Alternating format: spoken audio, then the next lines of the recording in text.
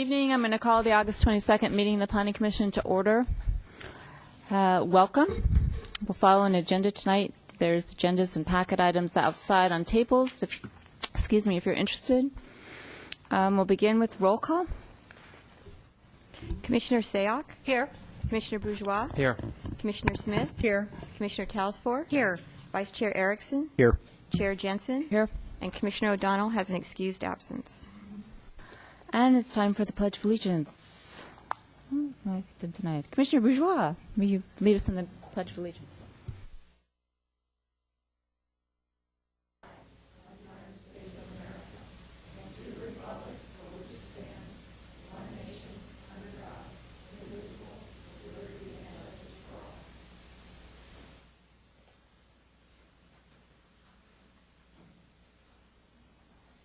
Next is approval of the minutes of our meeting of August 8th, 2012. Did everybody have a chance to take a look at those? Any corrections, additions, or motion? Commissioner Bourgeois. I'll move to approve the minutes of August 8th as they were submitted. Is there a second? Commissioner Sayoc, all in favor? Aye. Aye. Opposed? None. Passes unanimously.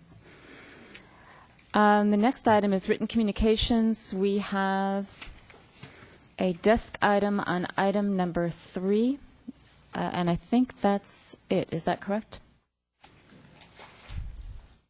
And item number 6. And item number 6, I'm sorry.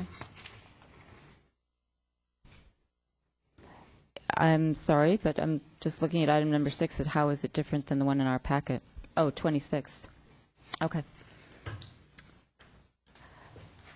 And that brings us right to requested continuance, item number 6, which is a review of the town's draft and proposed sustainability plan. We actually discussed this at our last meeting of August, on August 8th, and it was determined that we needed more time for the commission to review it and make proper comments.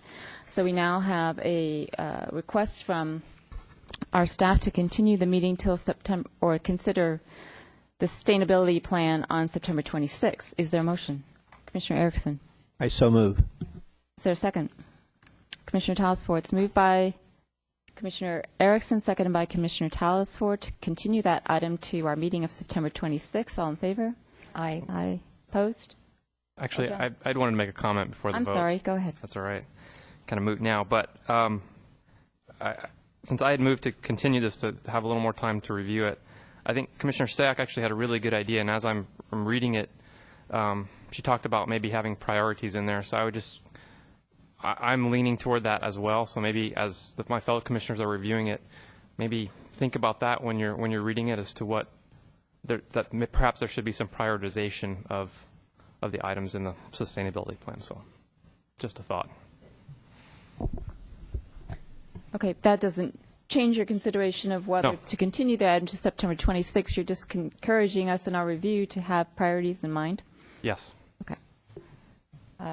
Thank you very much. We will. So that item is continued to September 26th.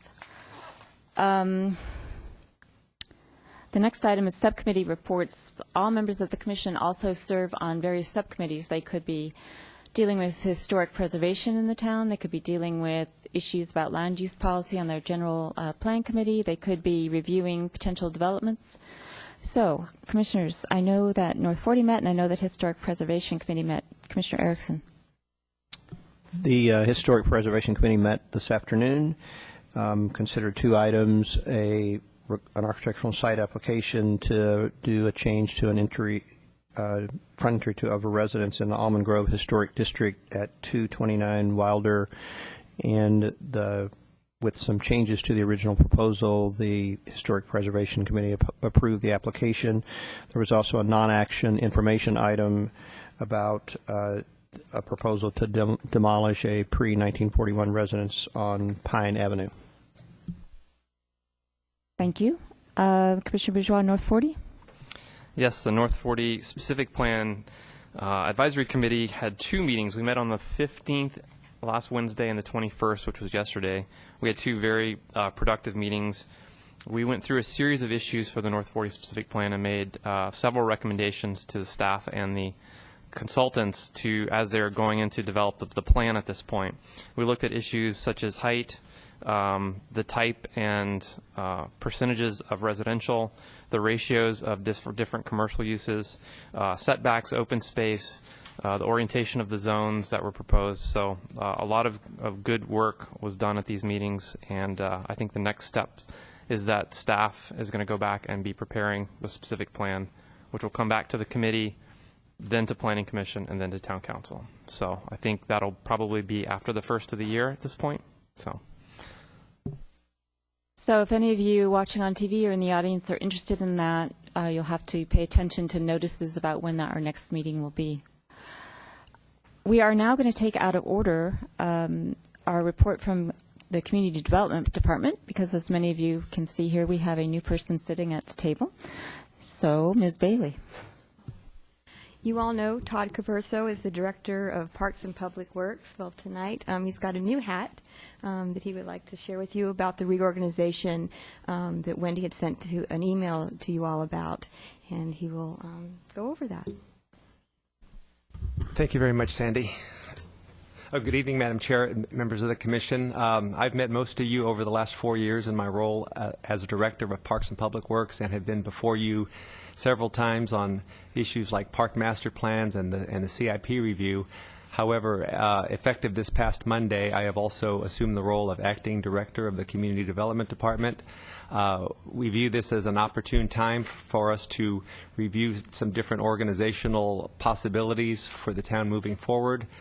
We are very fortunate to still have former Director of CDD, but now Director of Special Projects, Wendy Rooney, who will continue to work for us and work on many issues that are important to both Planning Commission and the Council.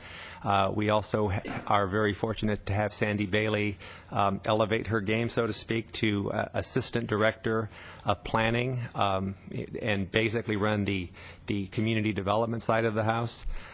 This is not a reorganization of both departments. We are not combining departments. We will still function as two separate departments. So I will have two hats, two separate titles. I will still be the Director of Parks and Public Works and will be the Acting Director of Community Development.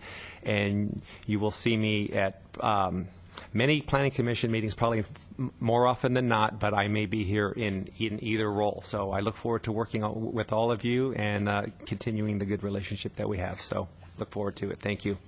So Mr. Capurso, welcome, and thank you very much. We'll now do, and before I actually get to the part where many of you might want to speak with us, I want to just give you a little overview of how we do the process and how these meetings work. First of all, I should say, and I'm violating it, if you have a device, would you please put it on silent?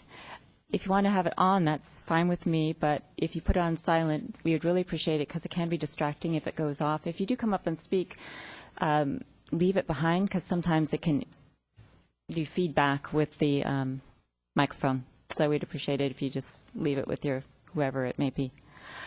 On each item that's on our agenda, we may, there's two items that are a little bit different tonight. They're on our, what we call our consent calendar. Those are items where the town staff and various consultants have reviewed the particular application and decided that it meets all of the various ordinances and policies of the town, in some cases with these two consent items because they're about wireless facilities, that there's special rules that apply to them, and we may be able to just make a motion on them without going through a public hearing process. With respect to the other items, the way we'll do it is we'll ask the staff if they have any report for us. They will give us any information that they think is important. Commissioners will then have the opportunity to ask staff questions about that staff report or about the issue that's before us. Once that's completed, then we invite the applicant on the project or the applicant's representative to come up and talk to us about the particular project. That applicant and or any member of the applicant's, I hesitate to say entourage, but development team is welcome to speak with us for a cumulative time of 5 minutes. After that, anyone else who wants to speak about the project has 3 minutes to talk to us. Then we invite the applicant to come back up and sum up with another 3 minutes. Anyone that comes to speak will ask you to identify yourselves. There's buff cards in the seat backs in front of you. If you'd fill them out if you're going to speak, we'd appreciate it. It makes it part of our record and our minutes. And we might also or might not have questions for you after you speak. So I know the instinct is to turn and run away from the podium, but wait and see if there's a question for you first. With that, now is the time in our meeting for what we call verbal communications. Anyone in the audience who wishes to speak to us about something that is not a part of our regular agenda, now is the time for you to do that. I don't have any cards, but now would be the time for you to do that. Okay, seeing no one, I'm going to take the consent items one at a time because I think we may have a question about one of them. So item number 1 is on our consent calendar. It's conditional use permit application U-12-009 at 15951 Los Gatos Boulevard, which is on the corner of Placer Oaks and Los Gatos Boulevard, and it's requesting modification of existing cell phone equipment, wireless equipment that's on the roof of that building. Does any member of the commission or any member of the audience want to pull that item, which means we'll have a full public hearing as I described? Seeing no one, is there a motion with respect to item number 1? Commissioner Sayak. Okay. I move to approve item number 1 under consent, which is located at 15951 Los Gatos Boulevard. Second. It's been moved by Commissioner Sayak, seconded by Commissioner Bourgeois. Any discussion or questions on the motion? All in favor? Aye. Opposed? None. Passes unanimously. Item number 2 is also currently on our consent calendar. Again, this is an application for cell phone equipment. It is conditional use permit application U-12-005 on 218 Kensington Way, which is within the PG&E right-of-way between Los Gatos Almaden Road and Blossom Hill Road. And again, this is currently on our consent calendar, but anyone on the commission or in the audience who wants to pull that item and have a full hearing may do that. Commissioner Talsfor. I don't want to pull it, but I do have 2 comments to make, and so I don't know how to do that. What? Can I speak? I mean, I can speak afterwards, but If you had a question regarding the increase in the size, we can provide that for you, and then you can see if you have more clarification, because I believe that was your concern. it is. So, okay. So if you want to ask the question, then we can respond. So it's actually more of a comment. Well, first of all, I was encouraged to see that in the report that it said that the antennas will be painted the tower the PG&E tower color, which will be an improvement from what it is today, because they are the ones on the Kensington property are white compared to the gray of the tower. So I was encouraged about that. But what I would like to say is I'm glad I went out to see it. But it's when we have exhibits that really are not, how do I say it? You could not tell from this exhibit how imposing those structures would be, is my point. I would like to see that we somehow encourage, require that the cell phone companies provide us better evaluation materials, because I cannot see from these photographs in here, this is subpar. And it is not, it's horribly wrong. And we made a huge mistake a few years ago with approving a tower that we had no idea what the reality of it was, as many of us learned after the phone calls we got from residents. So there has to be improvement in how these are presented in staff reports. Okay, that's my comment. Okay, thank you. Do you have any specific concern about the actual parameters of the application that's part of the consent calendar and the conditions that are attached to it? No. Okay. So then I'm not going to consider the item pulled. And is there a motion with respect to item number 2? Commissioner Erickson. I'll move to approve conditional use permit application U12005 at the subject property. Is there a second? Commissioner Sayoc? It's been moved to approval by Commissioner Erickson, seconded by Commissioner Sayoc. All in favor? Aye. Opposed? None? Passes unanimously. Which brings us to item number 3, architecture and site application S-12-028, 357 Pennsylvania Avenue. This has been continued from our meeting of, was it August 8th? July 11th. July 11th, okay. So we have staff report, we have a desk item. Does any member of the commission need additional time to read or review that desk item before we start? Okay, I'm going to just take a couple minutes.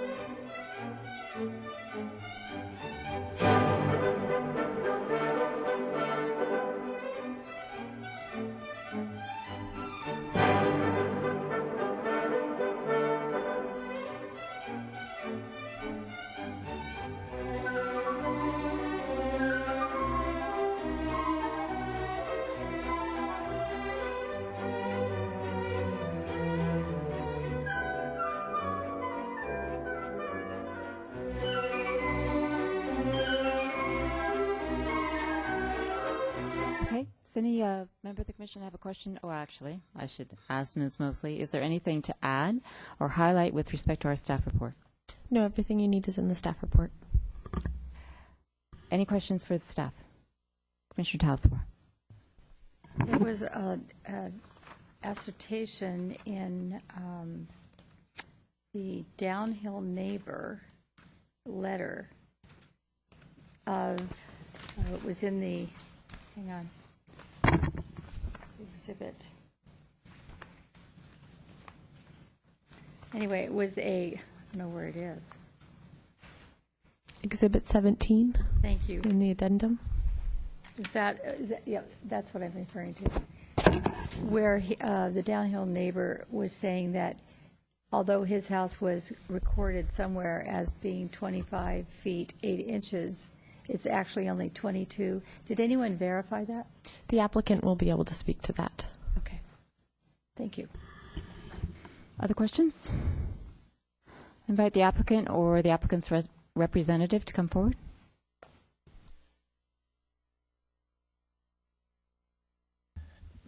Yes, Chairperson Jensen and fellow commissioners, my name is Dave Lazaris. My wife Cynthia and I are the applicants. I'm going to make a very short presentation and let my design professionals talk about the more specific questions you might have. Since our last meeting, two of the issues were landscaping and architecture. Since that meeting, we have both come up with a conceptual landscape plan for the front, and when asked, you wanted one for the back, so we're showing you a conceptual landscape plan for the back. The backyard is conceptual only. The front plan, if you wanted to adapt that as part of this application, we will accept that because the conceptual plan would be our final plan. We reached out to the two neighbors that had questions. I sent them both the landscape plan, the new architectural plan, and the town's architect's new report with an invite to please reach out to me should they have any questions. One of the neighbors, Mrs. Quintano, and her husband reached out to me. I met with them. She's here to speak tonight. I think she made some suggestions. Your town architect made some suggestions, and the plan you showed today, that we're showing you today, is a combination of those suggestions. So I'll let my two consultants make their presentation, and I'm here to answer any questions you might have. Thank you. Before, Mr. Spalding, before you start, are there any questions right now for Mr. Lazaris? Okay. Mr. Spalding, even though we know who you are, could you please identify yourself for the record? Chris Spalding, architect, 801 Camellia Street, Berkeley.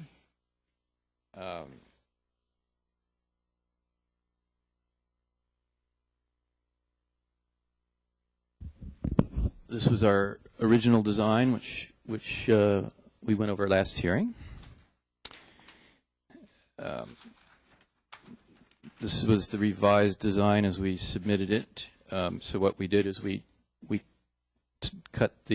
made the main upper roof into a hip, so it removed large portions of the mass at each upper corner, and we also clipped these eaves back on each side, so it removed about 3.5 feet of apparent width to the building.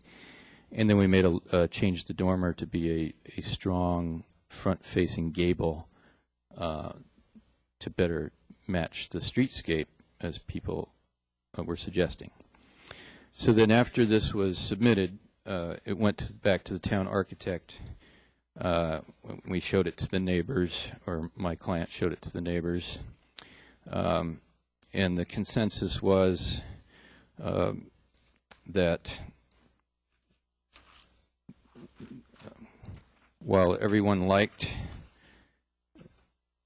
removing the bulk, making the upper ridge line into a hip,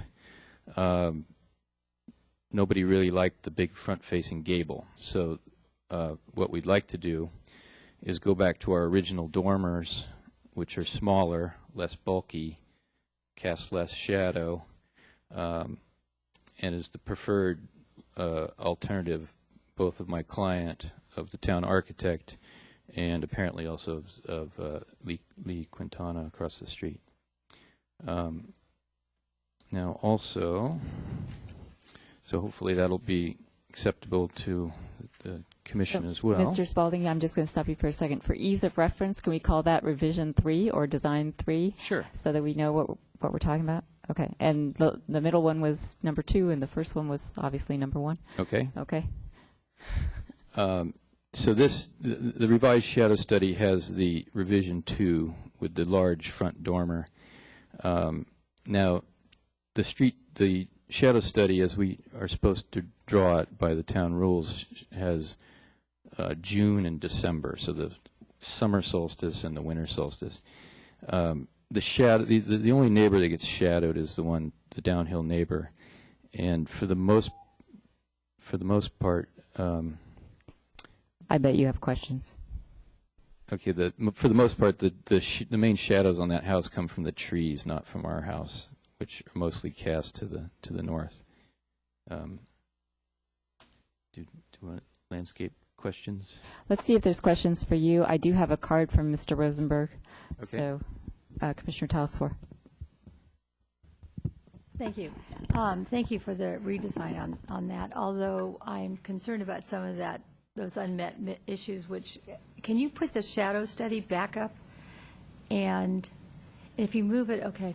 So can you orient me as far as the streets and the downhill neighbor? Here's Pennsylvania Avenue. Here's the downhill neighbor. Where is it? right here. Right there. So that's the edge of his house? Yes. Okay. So this is the big tree back here, and then this is the December shadow from the big trees back there. This is the December shadow of our house.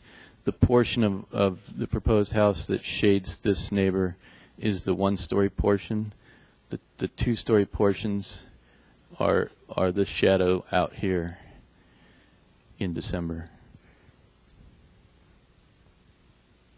So, but at any rate, the smaller dormer here, the hip roof here, will lessen the shadow on this house earlier in the year, like in September. So all these changes are helping reduce the shadow on that on the west. So, yeah, let me just jump in here. So, in the letter from the neighbor, he had made a suggestion to perhaps, if you could move the house 6 feet uphill, it would really relieve him of this loss of light. And I'm just wondering, did you explore that with him? Did you know about that? When you redesigned this, were you thinking about that? Because I know that was one of the items that the Planning Commission was concerned with. Well, we can't move it 6 feet, or our garage no longer works. If we moved it 6 feet, we'd only have one stall that would be accessible, so we'd only have one legal parking space. How much could you move it so that it wouldn't alter your garage? 2 feet. Okay. Other questions? Commissioner Bourgeois. Thank you, Mr. Spalding. I know I asked this at the last meeting. If you could just remind me why the driveway, I think you had a reason why the driveway needed to be placed on the uphill side, because it seems that you would want to put the house closer to the driveway on the uphill neighbor and then have a driveway between the house, and then, it would kind of repeat that pattern and kind of make equal the spacing between the houses. So, but I believe you had a reason for it, and if you could just repeat that for me. The reason is because this corner of the property, this is the edge of the embankment. So if we couldn't reproduce, if you mirror image this corner of the garage, even if we lowered it down, to this grade, at the back corner here, we'd be 1, 2, 3, 4, 5, 6, 7 feet up in the air. So we'd be over the height Or a limit. 7-foot cut, right? No, you couldn't do that either. Or then you'd be going down, and the house would you'd then expose the edge of the house to a tall wall. I suppose you could cut it down, but yeah. Other questions? Commissioner Talsworth, you've got your hand up, or you? I do. So did you explore any other avenues to shift the home somewhat? It is on a hillside. Did you think about stepping it up on that end? Do you think there would be a way to perhaps articulate that side that's near the downhill neighbors so that some of that square footage was pushed to the back of the house? What other avenues did you think about it, designing this to mitigate the overpowering shadowing of the neighbor's house? Well, again, the shadows are cast. The main shadows that fall on that house are cast by the one-story portions. So if I was to push this aside and make it deeper, then that would just increase the shadows on the house, because it's the one-story portion that's casting the shadow. So, and the trees. So in other words, it's not solving the issue. okay, thank you. Yeah. For now. Other questions? Did anyone have a question for the landscape architect before I let the applicant sit down? Commissioner Smith. Not for the landscape architect, but I know that Ms. Mosley had indicated that the applicant would talk about the height difference that the neighbor raised in the letter. Oh, yes. When we draw the streetscape, we draw it from photos. So if you look at the town architect's report, for instance, I don't trespass onto people's properties and try to measure their house. So we take the photograph and do our best to estimate the height.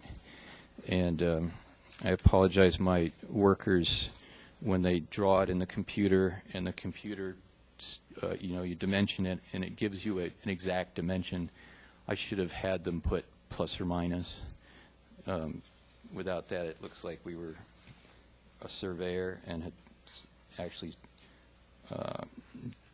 shot it with a surveying instrument. But if you look in the architectural report, July 31st report, there's a photo of the house to the left on page 2, excuse me, and that's the picture we used to estimate the height. So I mean, I believe the owner if he says it's 22 over our estimation. Can you just remind me, and the height of your home again is, or that your design? At the highest point, it's 29'6". So it's almost 30 feet. And what is it on the first level portion of the height of the roof? You mean to the first story To the eave? first story, yes. Right. I don't have a scale with me, but I will estimate it. There's a dimension line on the elevations there that is from the porch floor to the eave is 10 feet. And on the downhill side of the house is a couple of feet up, and on the uphill side it's about a foot up. So 11 to 13 feet.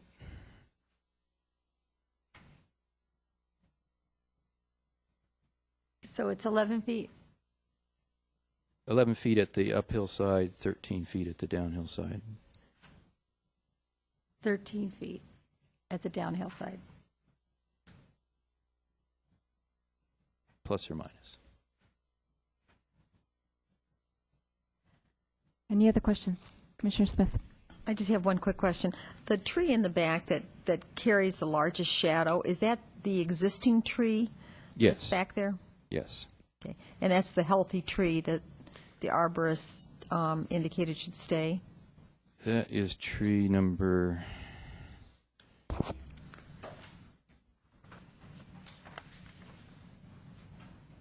That is tree number 12. 11 and 12. 10, 11, and 12. Let's see.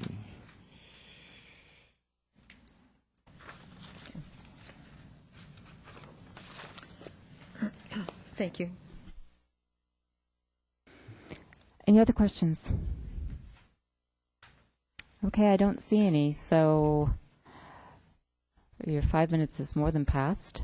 Okay. And I ask any member of the public in the audience who wants to speak on this issue. I don't have cards, but you're welcome to come up, and please do hand out a card to our clerk when you come up, and identify yourself for our record, please.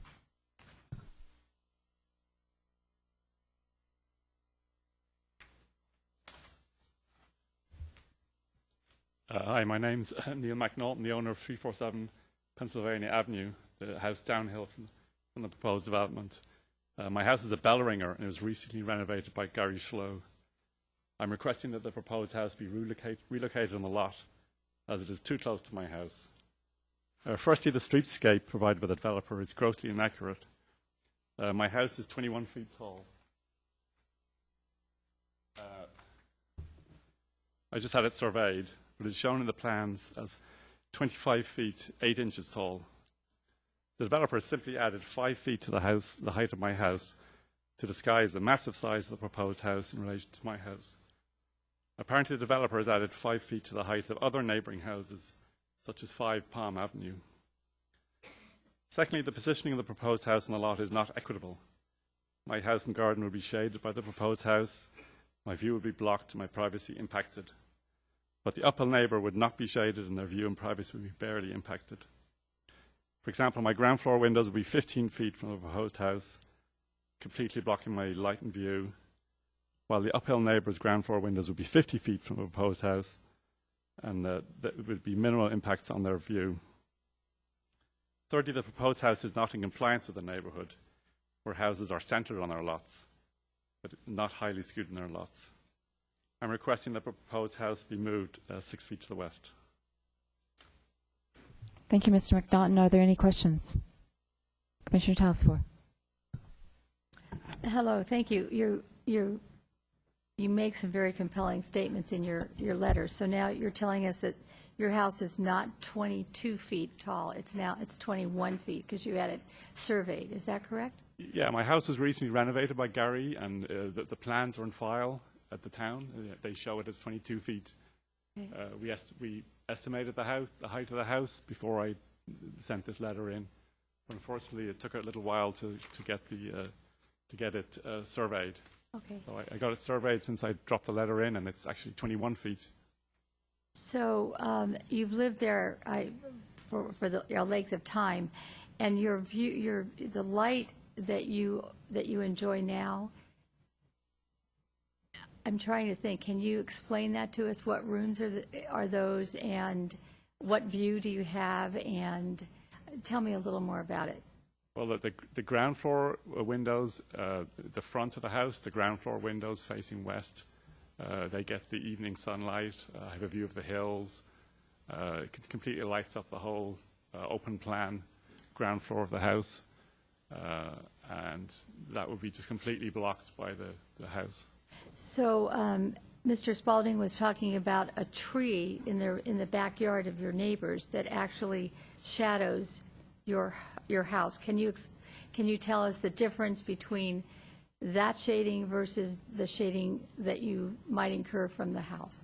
The house, the tree is like right over my roof, not near the windows. So it's like in the middle of the house. So it shades the roof. But the shading I'm worried about is the garden. For example, the tree is not near the garden. So the back of my house, the whole backyard would be shaded. This massive house just a few feet away from mine, looming up 35 feet, would be completely shade the back garden in the evening, which is the nicest light. And correct me if I'm wrong, but the driveway currently on the house next door to you uphill is where your windows are presently, correct? All the driveways are on the same side going down the street. Okay. All right. Well, thank you very much. Other questions for Mr. McNaughton? Thank you, sir. Lee Quintana?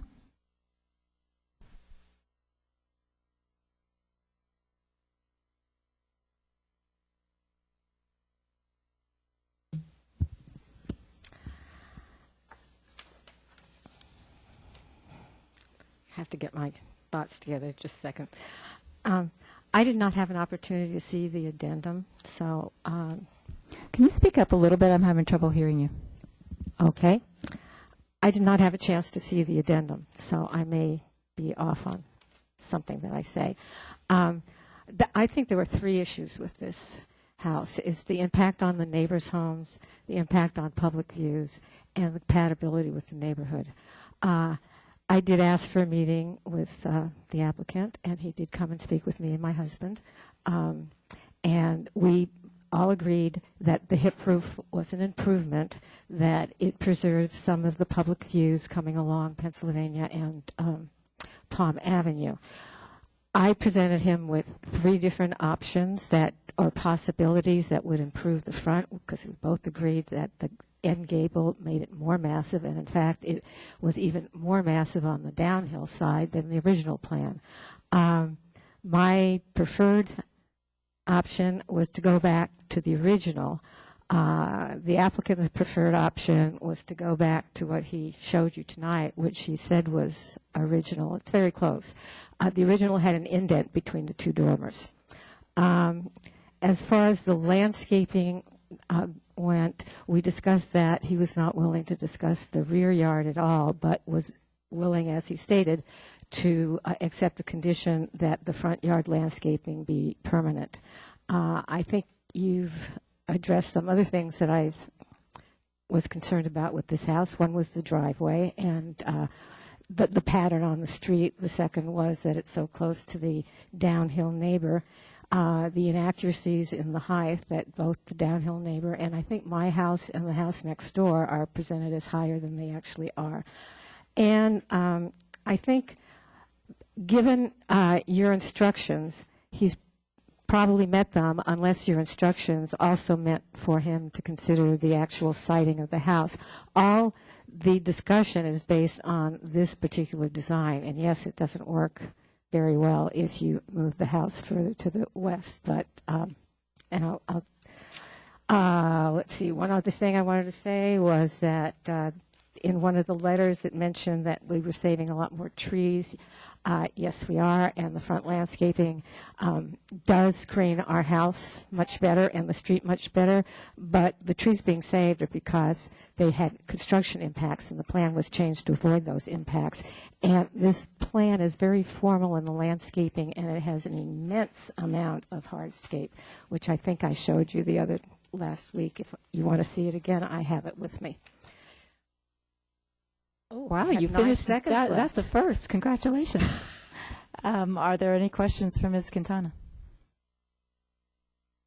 I actually have a question just to make sure I understand what you mean. When you say original that you discussed, I made Mr. Spalding go through artificial numbers that I assigned. Do you mean number 1 or do you mean number 3? I didn't. You weren't, okay, you weren't looking. I wasn't with it, but The first one is the one with the horizontal. The second one is the large front undivided gable, and the third one is the divided gables. I guess it's the divided gable because there was an indentation in the floor All right. plan. Just want to make sure. Any other Not, questions? wait a minute, not the divided gable. I'm sorry. It was the dormers, Yes. but Sorry. there was an indentation between the two dormers.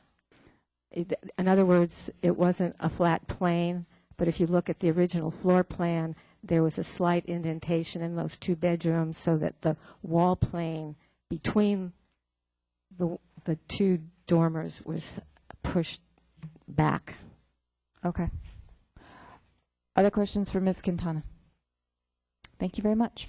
Can I just, because I actually stopped 9 seconds before, can I put my plan You up? have 9 seconds.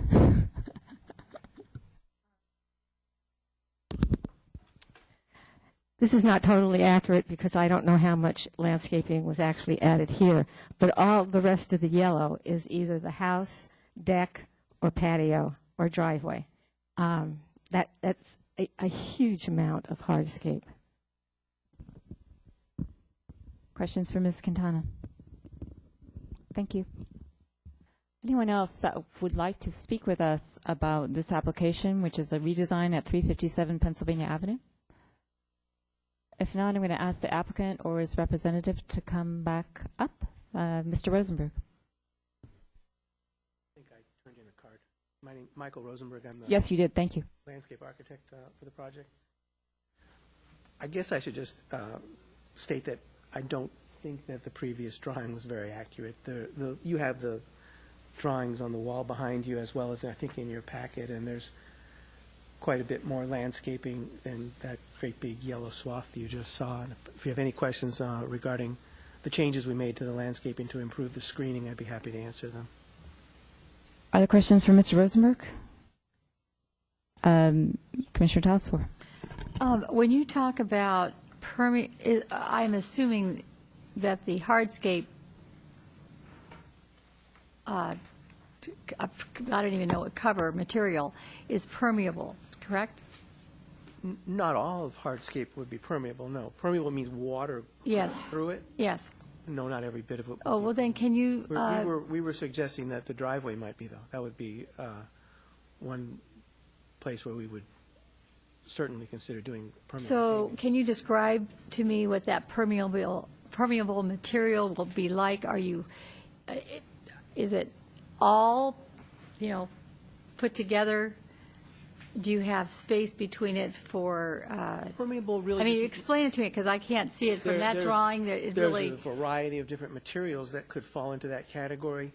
I can give you examples. I mean, a gravel driveway would be permeable because it would not water would not sheet off of it. In other Okay, words, so that's one material. Stormwater wouldn't run to the street or into a drain basin of some sort. It So would you. permeate into the ground. Yes, I understand that.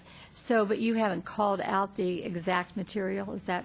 I don't think we've decided on an exact material yet. There's quite a few different options that would fall into that category, and I don't think the owners have actually made that exact decision yet. So this is a conceptual plan, isn't it? Yes? Okay. Although the planting part of it, we're happy to conform to it and have it part of the record. I don't think anything on here is actually spelled out what particular materials are going to be used for walls or stairs or walkways or things, but this is kind of diagrammatic. So the backyard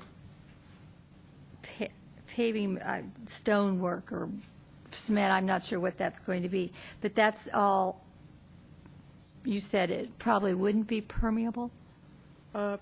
Probably not. I don't think, again, we haven't, the What about backyard the is front? conceptual. At this stage, it was just something to, Okay, what about the front yard? the driveway is labeled as a permeable material. But the front, The walkways, no, right in front of the porches, what that's is? a walkway to the, so you have to get from the porch to the driveway or the porch to the street. I would call that a walkway or a front entry courtyard, whatever you want to call it. We had not labeled that as permeable material, no. How large is that from the porch? Is it 20, what am I seeing there? From the porch to the raised bed? Oh, it might be 10 feet. I don't have a scale with me. I actually Okay. don't have a scale. All right, I needed an idea. Commissioner Bourgeois, did you have your hand up? Thank you. Did you? Yes, I did. Okay. So the town architect actually made a recommendation for the permeable driveway that we require a modular material. Is that along the lines of what you're thinking? And That's one of the materials we would be considering. There's also another one that I've been working with your town engineer on for approval. He and I have been kind of throwing, there's so many things on the market, and it's such kind of a new, not a fad, but it's a new consideration to help reduce stormwater drainage. So there are things on the market that maybe you are not as familiar with, and some of those I'm trying to introduce to the town engineer, and we've been talking about some other options. okay, thank you. Other questions? Commissioner Sayoc? Yes, I believe this question is for Mr. Spalding. So I don't know if you want to continue with the landscape architect. No, that's fine. first? Go ahead. Okay. So, Mr. Spalding, I appreciate the different iterations of design that you have here. I think one of my concerns that remains is just the location and proximity of the home to your downhill neighbor and the impact of that. And so, again, I know it was asked, but could you just again explain to me why you could not move the driveway so that it separates the home from the downhill neighbor? You mentioned about the cuts, the slope, but looking at the landscape, seeing that you're going to have some cuts for the swimming pool, I'd like to better understand why you couldn't just move the garage and the driveway downhill.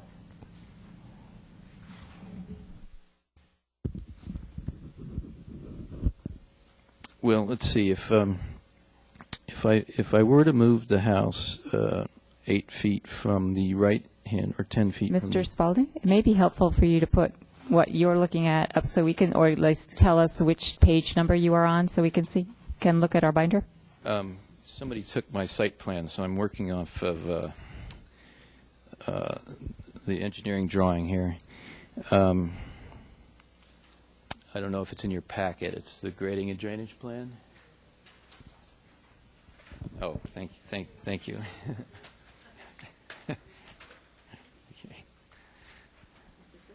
Yeah, thank you. Okay. you. That's what I'm Okay. looking at. So if I were to move it 6 feet over, say, well, I can't move it 6 feet over because then it would block the driveway. So the only choice would be to flip-flop the whole property. So it would be a 10-foot setback on the west side, which would put our house floor elevation up at 532, and our back corner of the garage existing grade is at 517. So to stay under the 15-foot height limit, the highest I could get that garage floor would be about 522. So that would be 10 feet below the house floor. So it wouldn't work. I'd be a full story down. So the only way it would work would be to change it to just a 2-car garage so that it wasn't as deep on the lot, so that the existing grade at the back corner of the garage was higher, up about 1, 2, 3, 4, 5 feet higher.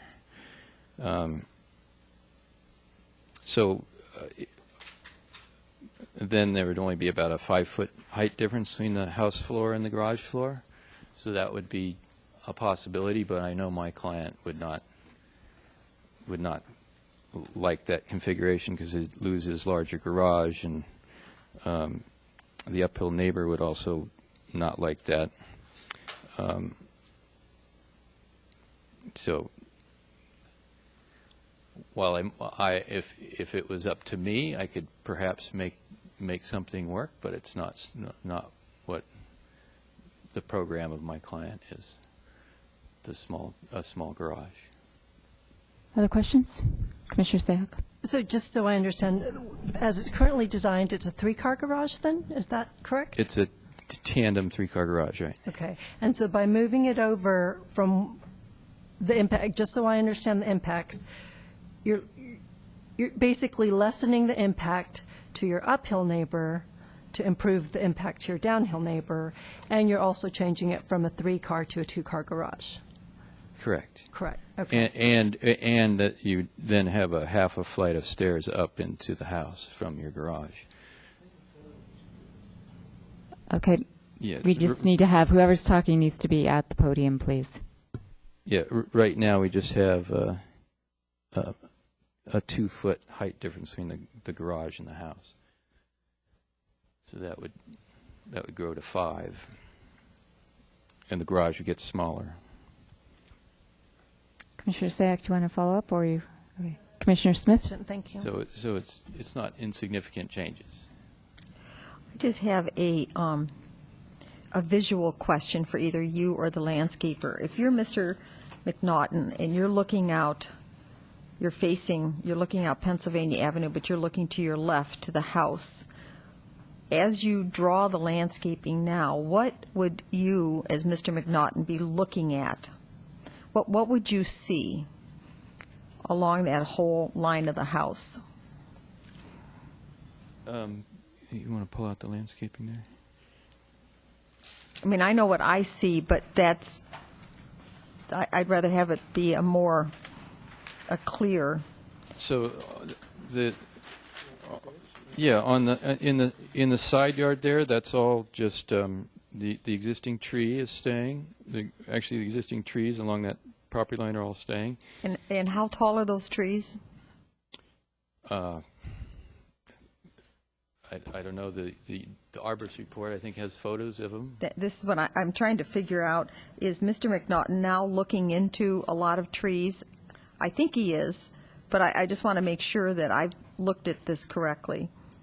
Well, no. Well, there's right at where his house is. There's one significant tree, and then in the backyard there's many trees. But right where his house is, there's only one existing large tree.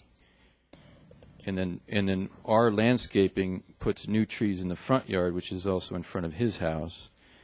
And then the rest of the landscaping is just low shrubs, so that we're not planting big trees there to further shade his house. this is what I want to be clear about. So it's all low shrubs along that house line Correct. between the two houses, right? And Other just- than the existing tree. Other than the existing trees, and that's what I just wanted to be certain that I was looking at this correctly. Commissioner Talsworth. Yeah, two follow-ups. One, just stay on that page. And so is there a plan to put a fence on that property? Just an existing fence now that Well, there's an existing fence between the two properties, but will there be an additional fence between the properties? we don't have one planned, but you repair it. Okay, Mr. Lazarus, why don't you come up to Lazaris, I'm sorry, come up to the podium and tell us what the plan is. Yes, I'd like to answer a couple of questions. Yeah, Could the you plan. just start with that one? Yes, the plan would be to build a brand-new fence, which is 6-foot fence regulation from where it is now. The fence, I think, existing is probably 4.5 or 5, so we'd build a new 6-foot fence, yes. So that new fence would be on the, is that a good neighbor fence that you'll be working with Mr. McNaughton on? Well, or is that, I'll work with Mr. McNaughton, or I'll just build the fence at my expense, one of the two. Okay. But it will be on the property line, or it'll be within a foot of my property, so if he doesn't want to build, I mean, if he doesn't want to share in building a fence, then I'll just build a fence. have you ever thought of an open wire fence? No, I will Someone- not do that. That would give me no privacy. And then put landscaping on the outside of it so that it would become less of a wall. No, I've not.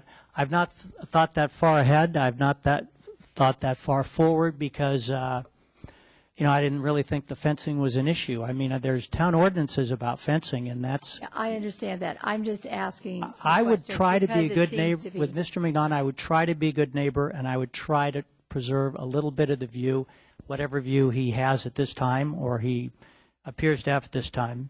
There's some things about Mr. McNaughton's letter I'd like to address. First of all, Wait a minute, Oh, wait. Mr. Lazaris. Your team had 3 minutes, and now we're asking questions. So I don't want to have just okay. off-the-cuff speaking unless a question has been addressed to you. So, I mean, I reached. Commissioners, are there questions for Mr. Lazaris?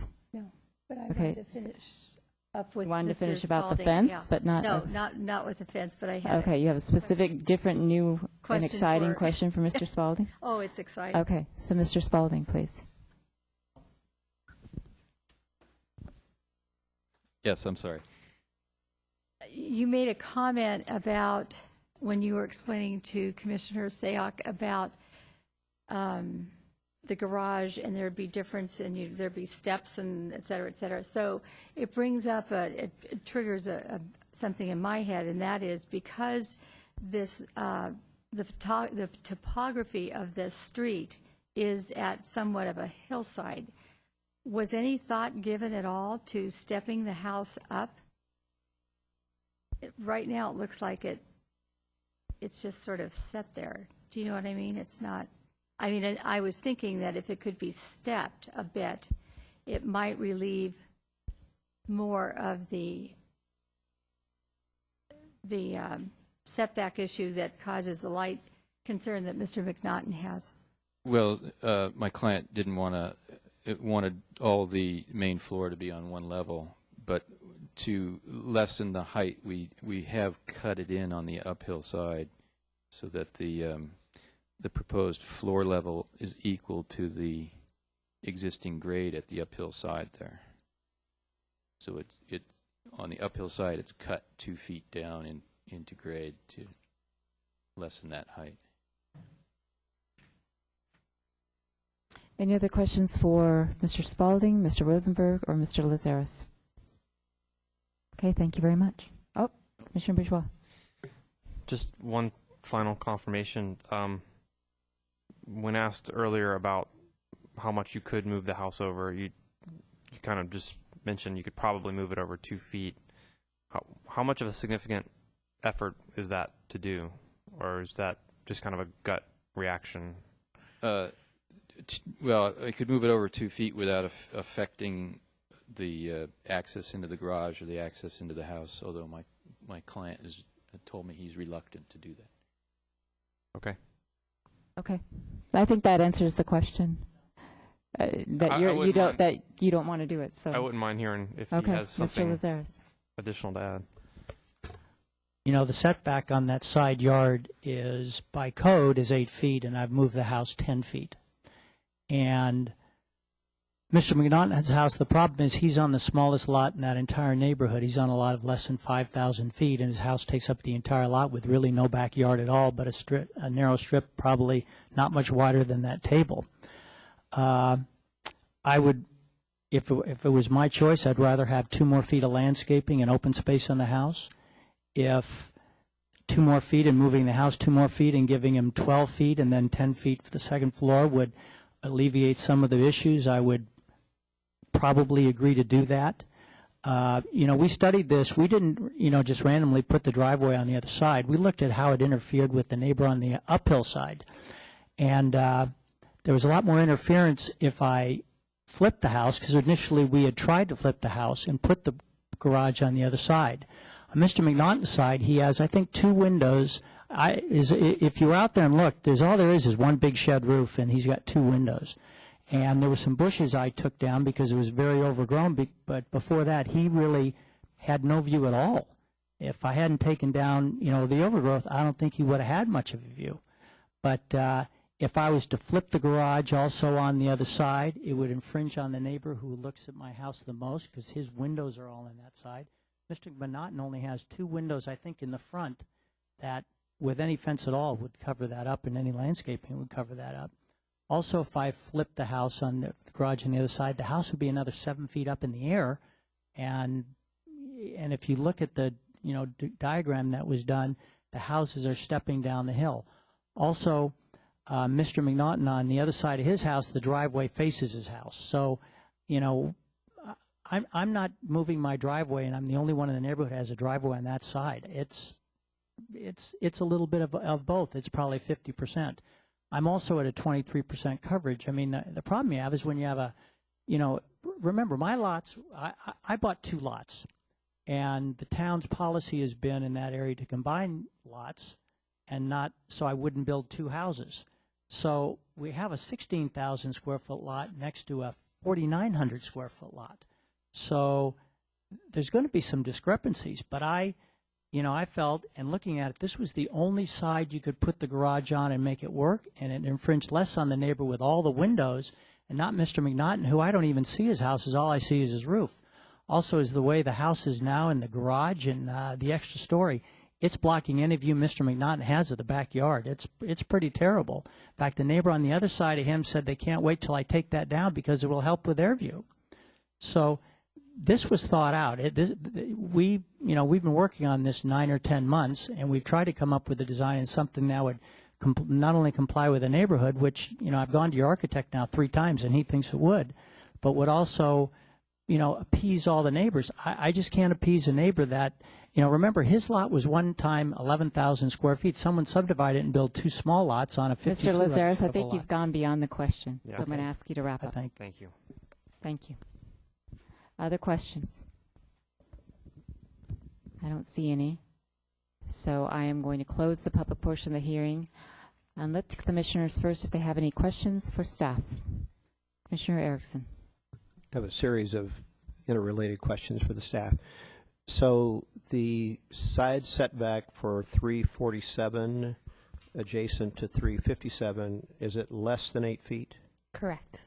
So there was an accommodation on that lot for less than the required setback. I don't know the history particularly, but I believe the house was built quite a few decades ago. Right, but I mean, it wouldn't be in conformance with the required setbacks today. Correct. It has a non-conforming setback. The proposed house at 357 is setback 10 feet as proposed, which is in compliance with the required 8-foot setback, correct? Yes, it is greater than the 8-foot setback. Is there a burden on a owner of a property that's adjacent to a property that doesn't meet the setback requirement to set their house back further in order to make up for that distance that wasn't provided on the lot adjacent to them. There is no town code requirement that this property owner at 357 make up for the difference in the non-conforming setback on 347. Thank you. Any other questions for staff? I'll look to the commission then for hopefully a motion. Does anyone have a motion?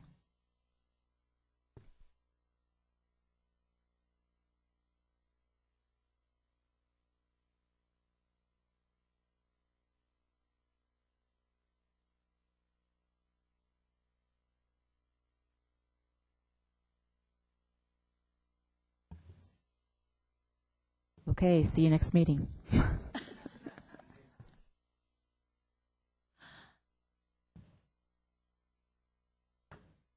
I don't. Do you have a motion? I don't have a motion. Does anybody have a motion? You want a motion? I do. Not a discussion. Discussion follow the motion.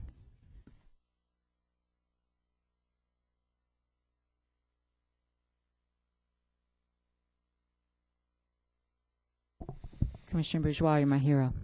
Okay, I'll throw something out there and see if it sparks some discussion. So I really appreciate the redesign and the effort that went into it. I think you substantially addressed the commission's concerns. I think we have a much better product. There's never, very rarely is there something that comes before us where all parties are satisfied. So I am going to make a motion that we approve Architecture and Site Application S-12-028 with the third design, the one that we got in the desk item today. I would also request that that be moved over an additional 2 feet, and that we add a requirement per the request of the town architect that the permeable material be either a modular material or one acceptable to staff that has a very high quality appearance. I'd like that added as a condition. And I can find that this project is categorically exempt pursuant to section 15303 of the CEQA as adopted by town in Exhibit 2. And I can make the required findings as required by section 29-10-09030E of the town code for the demolition of a single-family residence, and I can make the required considerations for granting an approval of an architecture and site application, and determine that the project is in compliance with the residential design guidelines, and that it's subject to the attached conditions with the additions I added and the development plans that we got in our desk item today. So that's my motion. Thank you, Commissioner Bourgeois. Is there a second? Okay. I'll second. Seconded by Commissioner Smith. Now discussion. Commissioner Talsfor. Yeah, to the maker of the motion, regarding the landscape, could we put in the motion that that permeable subject and the final landscape plan come back for, what do we call it? Not a review of the Planning Commission, but a, how do I say it? We'd like to see it. How do we do that? What is that called? Somebody help me out on staff. It would be an informational item. We did this, I think, Ms. Bailey, with a signage request where once something came in, staff would get it and then send us an information item. If we had some kind of question or concern, then we could put it back on our agenda. Is that correct or not? You would actually have the comments referred to staff, and we would work it out. Right. Yeah. Okay. Is that? Yeah, that's what I'd like. okay. And the reason I would request that is only because it's so undefined and it's in a historic area. So let me understand the request. If it's Okay. coming back as an informational item, we won't be taking any action on it? It would not come back to the commission. It would just be a memo sent out that we are planning on improving this. And if you had any comments, please let us know. Okay, and that would be prior to staff approval of the Correct. final plan. Okay, yeah, I'll add that to the motion. And Commissioner Smith, is that agreeable to you as the seconder? Commissioner Erickson. Clarification question to the maker of the motion. You used the word request to move the house 2 feet uphill, I suppose. So that's, you didn't intend for that to be a requirement, but a request. Well, maybe I chose my words poorly. I meant it to be a part of the motion, therefore a requirement. Yeah, thank you for clarifying that. And Commissioner Smith, I take it that's your understanding? Right. Okay. Any other questions or comments on the motion? Okay, I'm going to call the question. The motion's been made for approval with modified conditions by Commissioner Bourgeois, seconded by Commissioner Smith. All in favor, say aye. Aye. Aye. Opposed? None. It passes unanimously. However, there are appeal rights. Ms. Bailey. This decision is appealable to the Town Council. Appeals must be filed within 10 days. There is a fee for filing an appeal, and the appeals forms are located upstairs in the Town Clerk's office. Which brings us to item number 4, subdivision application M-10-007, Environmental Impact Report EIR-12-002 at 381 Peninsula Avenue. Commissioners, I'm sure you recall that we've seen this before. I've asked staff to just give us an overview of the process and status of this application as it came back to us from the Town Council, and exactly what we are doing tonight with respect to the subdivision request, which I believe is the only thing before us. So Ms. Mosley, Ms. Propp, or Ms. Bailey? Yes, before you tonight is an application for a 2-lot subdivision, also known as a parcel map or tentative map, and certification of an EIR for the subdivision. The application is not to consider what should be built on the proposed vacant parcel, as that would be a separate application process if the subdivision is approved. The EIR would be used as the basis for environmental review for development of the proposed newly created parcel. For background information, the 2-lot subdivision was originally approved by the Development Review Committee. The decision of the DRC was appealed to the Planning Commission. The DRC's decision was upheld by the Planning Commission, and the appeal was denied. The decision of the Planning Commission was then appealed to the Town Council. And based on new information regarding the potential historical nature of the property, the Town Council remanded the application to the Planning Commission pending further environmental analysis, which resulted in a focused EIR. Due to the remand and the additional environmental analysis, the application is no longer being reviewed as an appeal. This is a de novo hearing, which means the public hearing process for this matter is starting over. As a reminder, and as noted in your report, pursuant to State Subdivision Map Act, specific findings for a subdivision must be made in order to deny a subdivision, not to approve the subdivision. Pursuant to the State Subdivision Map Act, if any of these findings cannot be made, the deciding body must approve the application. I'd also like to note that the town's environmental consultant and historian are present tonight and available if you have any questions for them. Any questions? Commissioner Bourgeois. There's information in our packet about the fact that this was originally 2 parcels that have been joined together. Do we know the orientation of how those 2 parcels were divided? Was it longitudinally, or was it similar to what's being proposed? It was the opposite. It was the original lot line ran Parallel to Wissahickon? correct. Other questions? Thank you very much, Ms. Mosley. I have a card from Gregory Howell.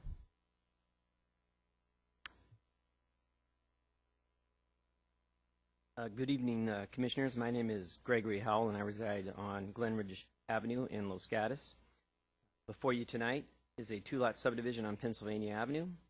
As a reminder, this 2-lot subdivision was brought to the Planning Commission before and was approved by the Planning Commission unanimously. After that meeting, we were asked by the Town Council to prepare an EIR, which I'm sure you've had a chance to read in preparation for tonight's meeting. The EIR is very detailed, and we have 2 experts with us this evening that can answer any questions you may have regarding it.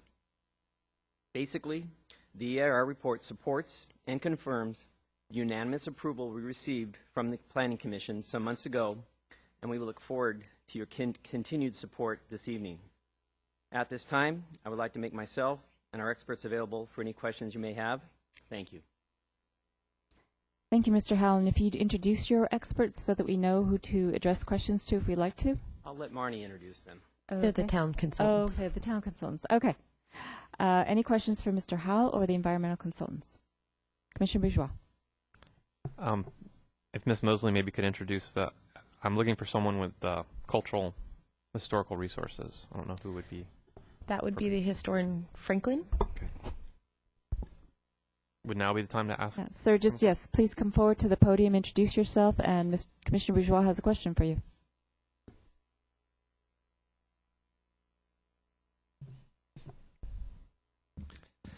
Madam Chair, members of the Commission, I'm Franklin Maggi. I'm a partner with Archives and Architecture. Great, thank you, sir. The EIR was very helpful, answered most of my questions, but I had a question about the historical nature of a neighborhood pattern. A lot of the discussion was about the structure, but can you consider, the historic structure or the layout of the parcels as a historic feature? The layout of the lots is really a legal issue, and it's not an environmental issue. Subsequent to adoption of a subdivision, there may be a pattern of development, and when we look at the historic character of a neighborhood, we look at the pattern of development which may have resulted from the subdivision, but not the subdivision itself. Any other questions? I don't see any, so thank you very much. I don't have any. Mrs. Quintana. Let's see if you can beat your 2 minutes and 52 seconds. 51, sorry.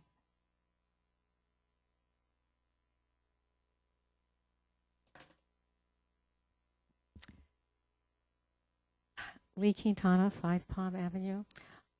There were a couple of things in the report that troubled me. First of all, there were several historical reports and that also dealt with CEQA, and I think the question of whether this project is being considered as a whole under CEQA was not addressed in the EIR. It's clear that once the subdivision is approved, there would be a house built on the back lot, and there would be demolition of the existing buildings, and that is going to be confined by the constraints of that site, the easements, etc. So I think there's an issue there that needs to be addressed as part of the EIR. Second thing that I was troubled by was a couple of repeated statements that indicated that the determination of non-significance as a historical resource was based on the consultant's report in consultation with the town, that it did not meet the town's regulations. There's a catch-22 in that, because the town never established criteria, but they did establish intent. And I think that the intent needs to be looked at in the absence of actual criteria. Otherwise, we never get anything that isn't already established as a significant historic resource, landmark, except if the town council wishes to. And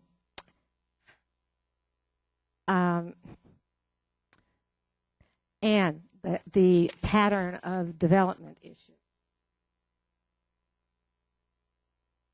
The pattern that the town looked at in the EIR is quite different than this. Logically, the project is on Pennsylvania. You would look at houses on Pennsylvania, maybe around the corner on Walnut and Wissahickon. Clearly, the pattern is rectangular. And even if this lot were split, the pattern of the house on the existing lot is rectangular and to the side, leaving a large side yard. a house built on the other lot meeting minimum town requirements will not have that same development pattern, and I think that's an issue, whether it needs to be addressed in the EIR or as a part of the project approval, i.e. the subdivision with conditions. I don't know, but you know, we're not doing a very good job of saving our local resources. Thank you very much. Are there questions for Ms. Quintana? Thank you. You can leave that up unless you want it back. Anyone else who'd like to speak to us about this application? I don't see anyone. So, Mr. Howell, if you want to address anything you've heard, now's your opportunity. Well, since it was brought up about the pattern, this map doesn't actually reflect what's currently out there. I did look at this before the meeting because I thought it might come up. The house directly across the street from this house on Pennsylvania has a home built behind it on Wissahickon, just exactly as we're proposing on Pennsylvania. So it does follow the pattern. And if you go down the street on the other corners, on Hernandez and Wissahickon, it does the same thing. So it does follow the pattern of the existing neighborhood. Thank you. Mr. Howell, I actually have a question. Why did you decide to split it the way you did? The house where it currently sits would be very close, if not maybe a few inches off the line down the middle, was one issue. Secondly, when we met with the neighbor next door who originally opposed this subdivision, he told me that he wants, if it does go forward, he wants the lot where we proposed it, he would be more against having it go down the middle that way. And so we were working with the neighbor and as well as the restraints of the current house. Okay, thank you. Other questions? Commissioner Sayak? Mr. Howell, could you again re-explain, you mentioned that the home across Pennsylvania has a home behind, if you could, using this diagram, just, if you could take the Mr. Howell, can you microphone. take the microphone with you, please? It comes out, just slip it out. So this is the property in question, 381. Across the street, there is a house on Wissahickon built here, which is in the backyard of this house. If you were to go down here and look at the other corner lots, they're the same way. The house faces Pennsylvania, and there's a home behind it. So it does follow the pattern of Wissahickon. Any other questions? Commissioner Talaspour? Would you just draw the where you're proposing the second lot? Would you draw I'll it? do my best. I believe it has 120 feet of frontage on Wissahickon, and it would be, I'm going to say somewhere right around here, and it goes this way.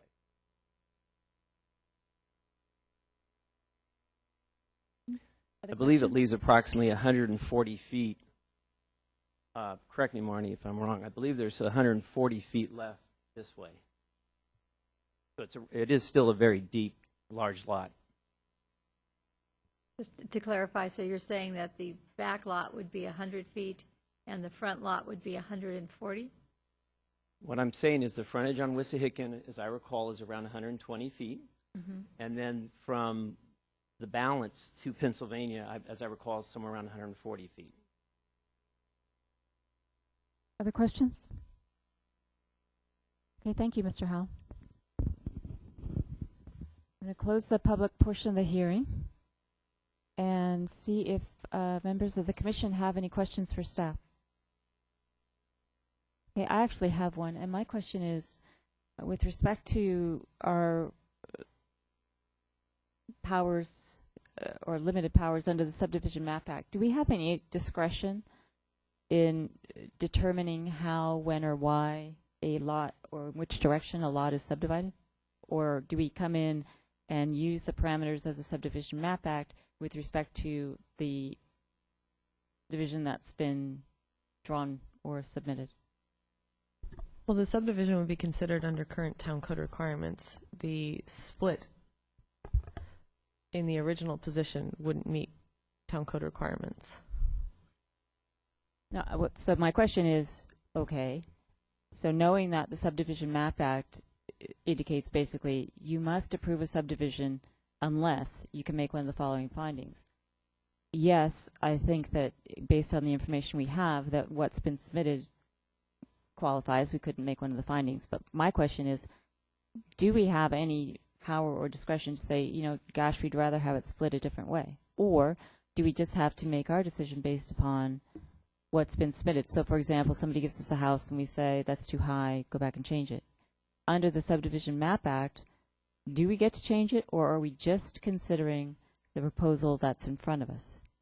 You can request a reconfiguration. However, as Barney had mentioned, it would need to meet town code requirements in terms of the lot frontage, the depth, and the setbacks of the existing house would have to be met. Okay. Any other questions? Thank you. Once again, I'm going to look to my fellow commissioners for what I hope would be a motion.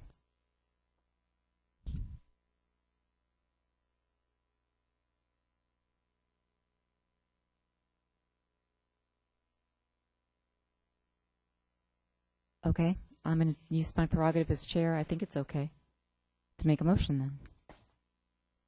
And my motion would be to approve subdivision application M-10-007 and environmental impact report EIR-12-002. In order to do that, I don't think I have to make separate findings with respect to the EIR other than what's required by CEQA. Is that correct? That no significant impacts have been found. I'm sympathetic to the pattern and the historic arguments and the cultural resource arguments, but we do have a document in front of us that, according to California Environmental Quality Act law, and I'm going to get in trouble with Commissioner Sayak and Commissioner Bourgeois probably, has not found any significant impacts, so I can make that finding. As indicated from Ms. Mosley at the outset, under the Subdivision Map Act, we must approve the application in front of us unless we can find that the proposed map is not consistent with the applicable general and specific plans. We cannot do that. That the design or improvement of the proposed subdivision is not consistent with applicable general and specific plans. We cannot do that. And again, this is just with respect to the subdivision of the lot. That the site is not physically suitable for this type of development, we cannot do that. That the site is not physically suitable for the proposed density of the development, we cannot do that because the proposed divided lots do meet our town code requirements. That the design of the subdivision or the proposed improvements are likely to cause substantial environmental damage or substantially and avoidably injure fish or wildlife or their habitat. We cannot do that because we now have a complete EIR in front of us which has found that there are no significant impacts. That the design of the subdivision or type of improvement is likely to cause serious public health problems. We cannot make that finding. That the design of the subdivision or the type of improvement will conflict with assessments acquired by the public at large for access through or use of the property within the proposed subdivision. We cannot do that either because we're not aware of any kind of public access over those lots. So because we cannot make any of the findings required by the California state law, my motion is to approve the subdivision. Is there a second? I'll second. Seconded by Commissioner Smith. Discussion, questions? Commissioner Bourgeois. Thank you. I think I'll likely be supporting the motion. I hesitated to make a motion or second this for one reason, and I think it's very clear that we have to make these certain findings to deny it. And I think the only finding that I think gives me some hesitation is the second one, that the design or improvement of the proposed subdivision is not consistent with the applicable general and specific plans. If you look at some of the general plan policies, you can make a case both ways, and we've heard evidence on both sides. For example, to preserve, enhance the existing character and sense of place in a residential neighborhood. I mean, that's, you have arguments on both sides of it there. Consistent with that of the immediate neighborhood. Again, we've heard arguments on both sides of that. To provide for well-planned, careful growth. So, some of these goals and policies are a little fuzzy, and this is where a decision like this becomes difficult. But when I weigh the evidence, I don't think there's enough for me to make that finding. So, that was my hesitancy, but I will be supporting the motion. Other questions or comments on the motion? Commissioner Talsfor. And to that point, Commissioner Bourgeois, I probably will not be supporting the motion because for me, even though this hasn't been designated historic, there is that historic nature of that area that is very strong. And I think we have to somehow think about how to be careful and considerate about addressing that because we could lose it quickly. So for that reason, I can find that I don't see this as improving the historic nature of this house and lot that is very estate-like. And as I read the map, I thought, to me, those were proposed lots. I don't think they were actually divided. But, so I really can't be supporting it just because of that. So I probably will be the only one. But that is my prerogative.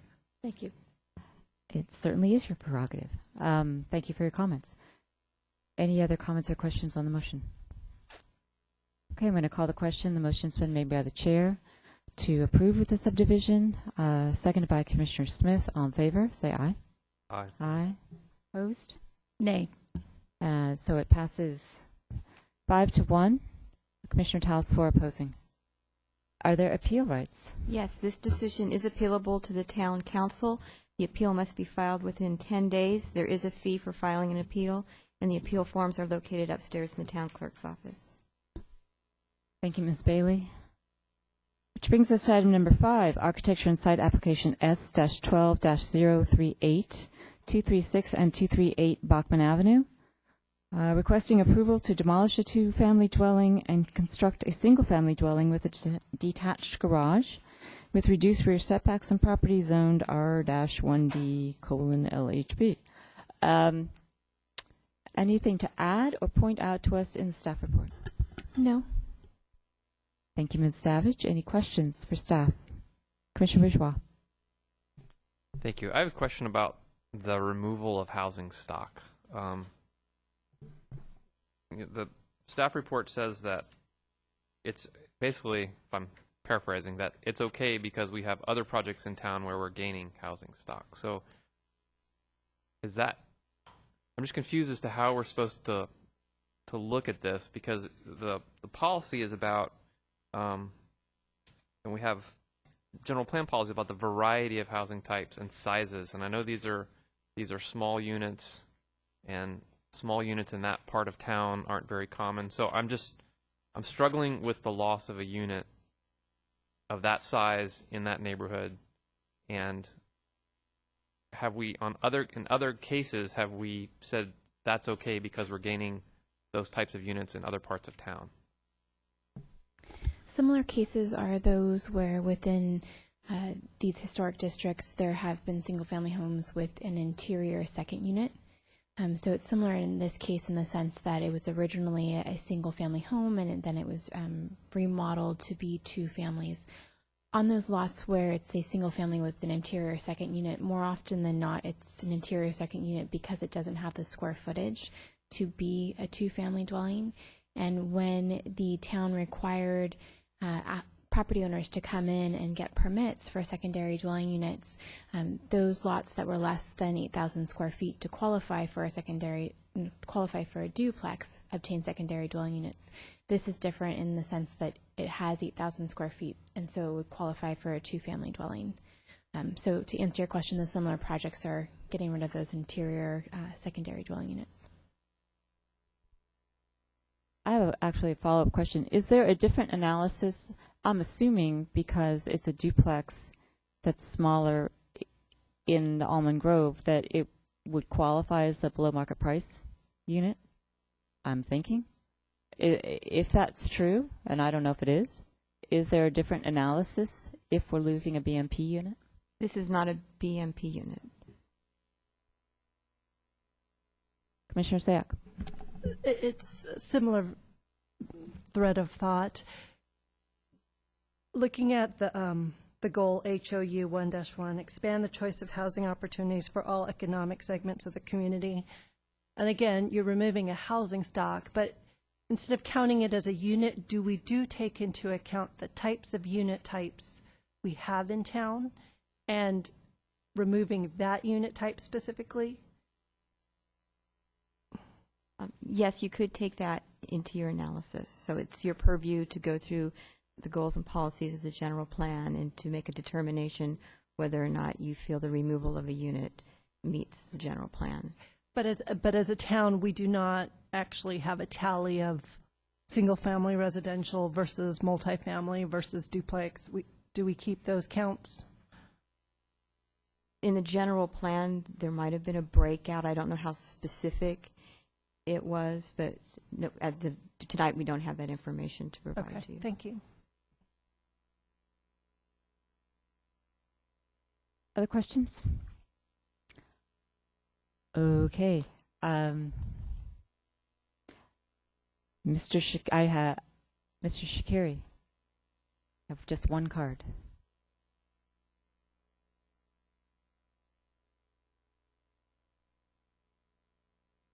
Good evening, Madam Chair, members of the Commission. My name is Omid Shakeri. I'm the applicant and the property owner in this case. We are essentially planning on building a house, to live in, and currently, yes, there is a duplex there. As I went through analysis in the explanation I gave you, is that one of the units is pretty small, very awkward floor plan. And if essentially we move in, we won't be renting, the units. So even if we expand the property and still keep a unit, we won't be renting it. So there's no essentially at this time, we will be using as a single family, for our use.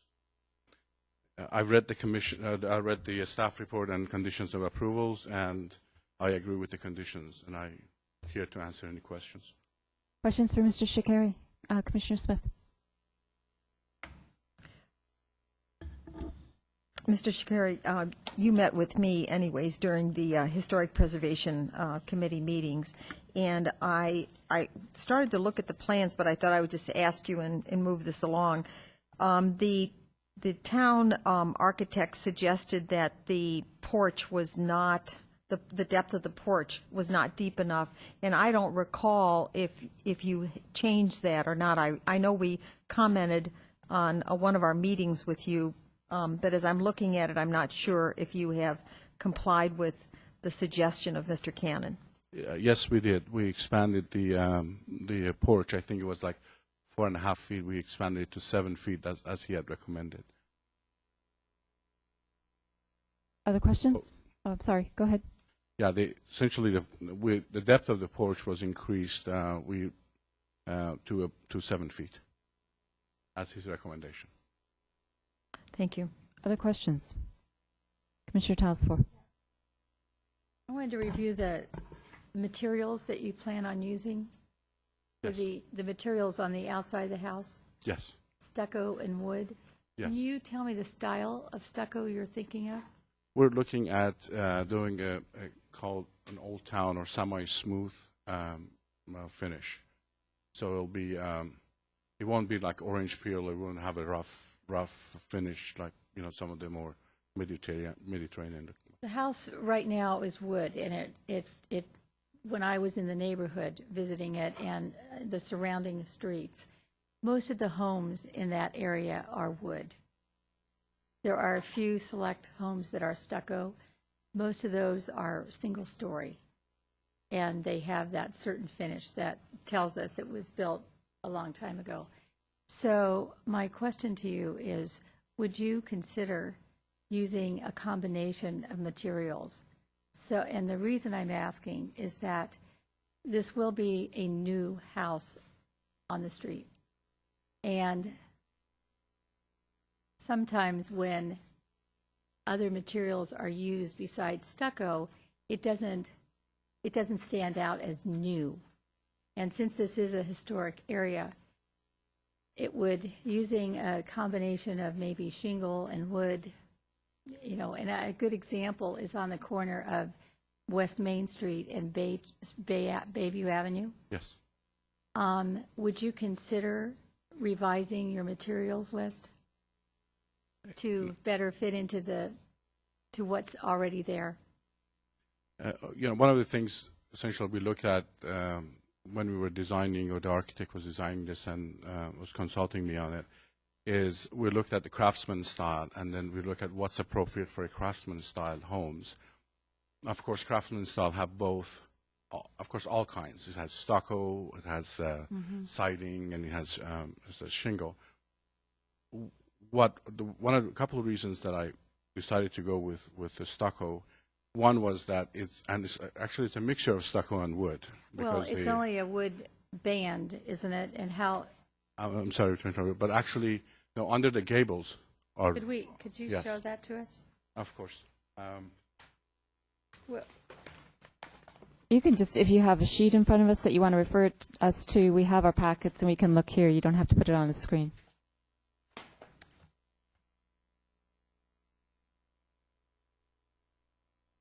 that would be at on sheet A3. A3, yes.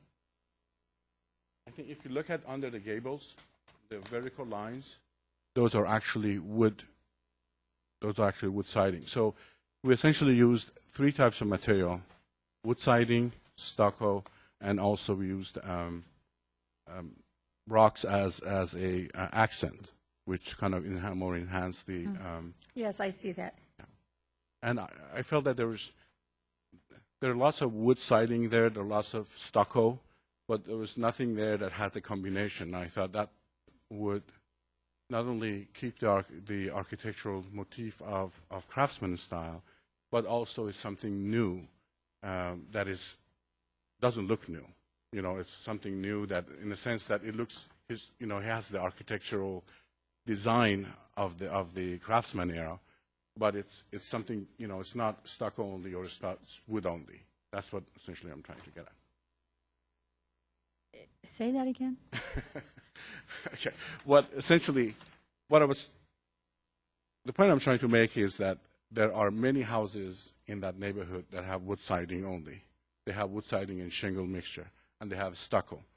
There are not very many houses that have a combination of wood and stucco, the way we've designed it. We also accented with river rocks. So our goal was when we chose the material is to choose something that is kind of unique, but it still has the craftsman characteristics that is prominent in that area. I understand what you're saying. Did you ever think about putting just a wood siding on the second floor? No. That would kind of continue the wood boards that you have under the gables, the gable roofs. Yeah, I didn't. One of the reasons actually was because I felt it makes it a little too busy, too many materials. We just used the stucco and accented it with the wood and rock rather than having, lots of wood and lots of stucco. I thought that to accent it would highlight it much nicer and better than try to, just predominantly two different material. And I think another reason is on the maintenance. The stucco, the maintenance is much easier than wood. So, in 20 years when I'm not around anymore, the stucco is going to be a much nicer, it's going to hold up much better. Well, it also cracks sometimes. Yes. So, in cases like this, because this is a demolition and you're in a historic area, and I don't see any materials, so it's really tough for me to judge what this stucco is going to look like. I have no idea. I only heard your words, but that you could change your mind. Well, we can actually, it could be actually the commission, if they feel strongly to have we could actually put a condition that we use in a smooth finish, because that's what essentially we are. We're not going to use rough finishes like, you know. And I'm not orange. even, well, okay. I'm not even sure if a smooth finish is what you put on this style of house. Yeah. Actually, up on Bachman, past Glenridge, past the park, there is a house on the left-hand side that seems to be relatively new, that they have, essentially they used a kind of a smooth finish, you know, there, which looks very nice. One of the reasons That's going out of I the looked at it. historic area. Commissioner Tosford, let me just stop you for a second and get some clarification from staff, because I know that Historic Preservation looked at the house, and in my experience on Historic Preservation Committee, that committee pays careful attention to materials in a historic area. So let me just see if staff can tell us, or if Commissioner Erickson or Commissioner Smith can tell us what they recall. Was there a materials review? That was going to be my next question. Okay. Thank you for taking care of it. The Historic Preservation Committee did look at the materials, and I specifically remember them talking about using real stone for the stone along the porch, and using real wood for the wood that's indicated on the plans. Commissioner Erickson or Commissioner Smith, can you help us out with it? Was any recollection you might have about discussion of stucco, if any? I don't Commissioner recall, sorry. Okay. I don't recall any discussion at the Historic Preservation Committee that talked about the proportion of mixture that questioned that, but it was observations that, as Ms. Savage noted, about using real wood and appropriate river rock stone, which is what they are proposing. So, Okay, sorry, Commissioner Talsford. Do you have other questions? Well, no, it's just that there was not a discussion about, what I'm understanding is that there was not a discussion about style of stucco. No one reviewed that. And that's the majority of the house. Let's ask the one other person that might know. It's Mr. Shakari. Well, again, as I recall, that, you know, when we went through the Historic Commission, they did discuss the material. Again, as Ms. Savage indicated, specifically they asked for real wood and, you know, real stone. As far as the stucco, they were well aware that, you know, there was a stucco on there. I don't recall whether they asked what texture. And I guess maybe I'll ask it, what is, on the stucco, what is your preference on the texture? Is there a preference you have? He's asking. Ms. Bailey. I would just like to note that the Historic Preservation Committee is very particular in reviewing materials and stucco. They have gotten into the details of the type of stucco on historic, not for this application, but for historic walls. They really get into the coloring, the details and all that. So I can guarantee that the Historic Preservation Committee did take that into consideration.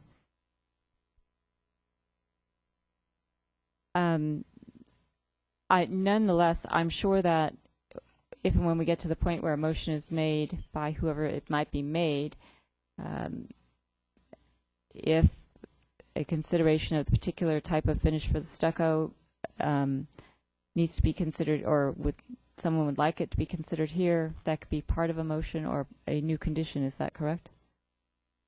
Yes, that's correct, and I would suggest, if the Commission is in favor, that if they do recommend that they send it back to the Historic Preservation Committee for final determination. Okay. Commissioner Talsford, other questions? Anybody else with a question? Commissioner Bourgeois. Thank you, sir. I had a question.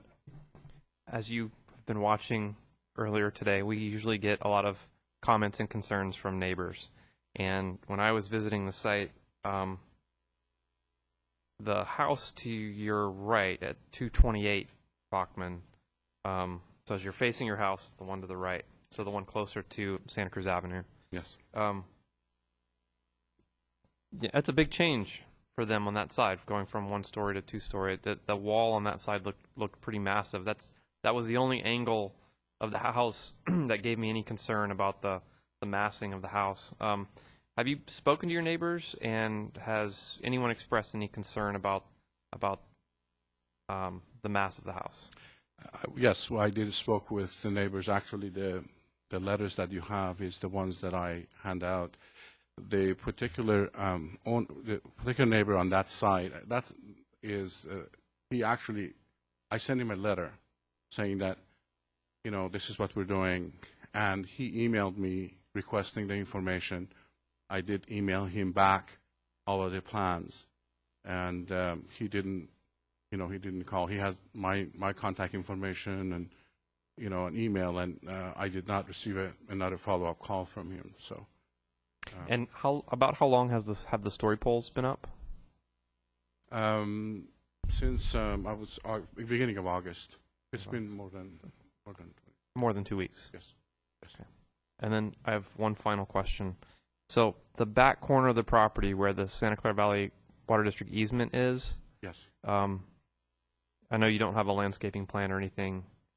So kind of behind the garage, there's a reed back Yes. there. Do you have any plans for that area, or? Of course, we will be landscaping that area. So you're going to take out that existing vegetation? Yes, we will be actually nicely, neatly landscaped. Yes. Okay. The reason I'm asking is because that's a highly invasive plant. Yes. And the Water District actually spends several $1 million a year trying to get that out. And so it should be handled in a very particular way. Yes. And so I may, if you're open to that, I would like to suggest that as a condition of approval, that material be handled appropriately and disposed of properly, because that's the way it spreads, is people throwing it in the back of a truck and it blowing around. And sure. So, yeah, no problem. Okay, thanks. Commissioner Sayak. Mr. Shakari, it sounds like you've spent some time with our planning staff as well as the different committees discussing design. I wanted to ask if you had any conversations when you were considering the home or afterwards about the idea of demolishing the second unit and the fact that it would require findings for that to occur, and your thought process behind the chance that you may not get that permission to demolish the second unit. Essentially, we would be expanding the house and not using the second unit. As I mentioned, that we would be, we won't be renting that one unit. So we will simply, not use that second unit.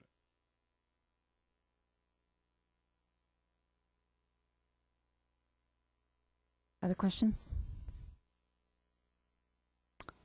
Okay, thank you, sir. I do see somebody else, but I have a feeling she might be with you. Yes, she is. Okay.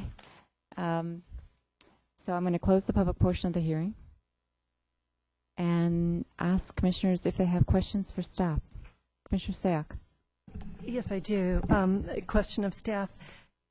How does the process work when you do have a second unit? If you have a second unit, must you rent it out? No. No. And so if you're looking to, in this specific case, if you're looking to remodel, and you don't get the permission for the second unit, but you're using that space and that footprint to expand, I guess if it's a finding that you need findings to demolish the second unit, but you don't have that, how can you then expand the rest of the unit? I guess is it part and parcel of the application? If somebody wanted to expand the existing unit, I'm not sure if I'm getting all your question correct, they would, during the building permit process, we would make sure that the existing second unit or the other living unit in this case, which is a duplex, is maintained. So it would have to be maintained as a separate living quarters. And what some people have done, which is legal, is they've put a door in between the units with the locking device, where like a motel, where it can lock on both sides, so they can therefore use the units, but it technically is still two separate living units. I see. Okay. Thank you. Commissioner Talsworth. Yeah, clarification. You have referred to this as a duplex, and yet it doesn't. Is it really a duplex?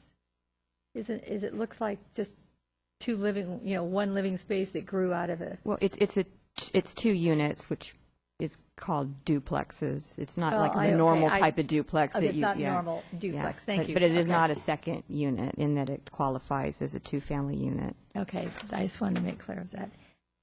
Commissioner, are you done? Right. Commissioner Bourgeois? I may have missed this in the staff report, but was it originally constructed as a single-family home and then later converted to a duplex? Yes. Okay, that's what I thought. Commissioner Talsford, did you have a follow-up?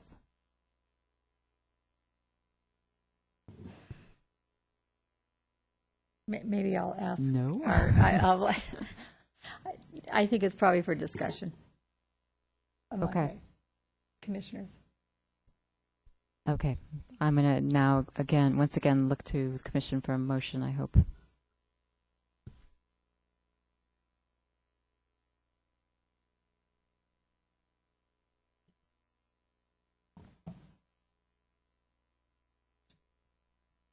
Commissioner Talsford. I would like to contemplate making a motion, but my reservation is I'm looking at the little house in between these two bigger homes, and I'm wondering if the residential design guidelines were followed here, and that I don't see that evidence. We're so far down the road on this. How can you address that now? So, but that's a comment. I will go ahead and make a motion to approve. Approve architecture and site application S12-038 at 236 and 238 Bachman Avenue. Requesting approval to demolish a 2-family dwelling and construct a single-family dwelling with a detached garage with reduced rear setbacks on property zoned R1D, LHP, APN 510-14054. Make the findings in Exhibit 2. They're lengthy, and I think the commission has read them. So unless I need to, I won't repeat them. And I would like to add that the materials list, or the materials for this house, be sent back to Historic Preservation Committee for review. And that'd be materials, finishes, and color. Before I ask for a second, procedurally, can the Planning Commission make a motion that carves out a remand, what's essentially a remand? Can we do that? You would just be referring not the architecture back, but the actual, as Ms. Talsford said, the materials, finishes, and colors. Okay. Is there a second? I'm the second person tonight. I second. Commissioner Smith. Second, but certainly not second in our hearts. Any comments or questions on the motion? Commissioner Bourgeois. To the maker of the motion, I'd like to potentially add another condition of approval that the giant reed, which is the common name of the species in the back, be bundled and covered and transported appropriately to a landfill for disposal. I would agree to that, and thank you for catching that. And the seconder? Okay.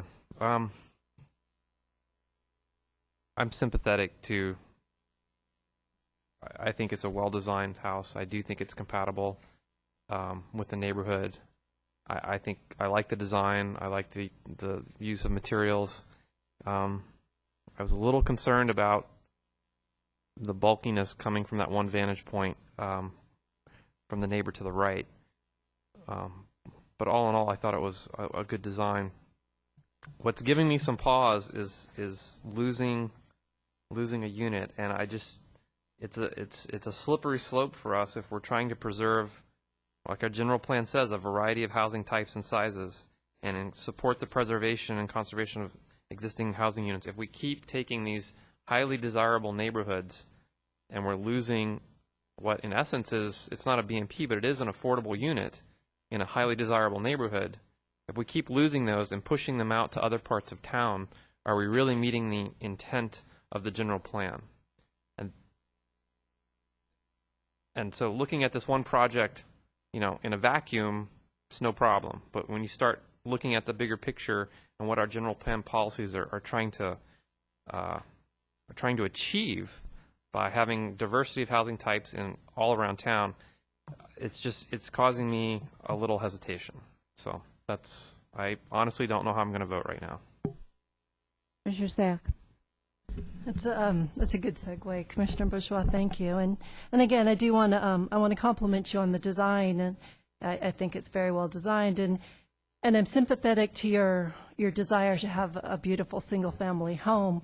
And given that you've spent considerable time with the planning staff and Historic Preservation Committee, but I'm trying not to look at it just as the future of your family, but looking at it as a commissioner who spent significant time now with the General Plan Committee and with the North 40, and just the discussions that we as a town have been making about the diversity of product types in town, diversity of economic opportunities, and it's prime real estate, which is one of the reasons why you bought it.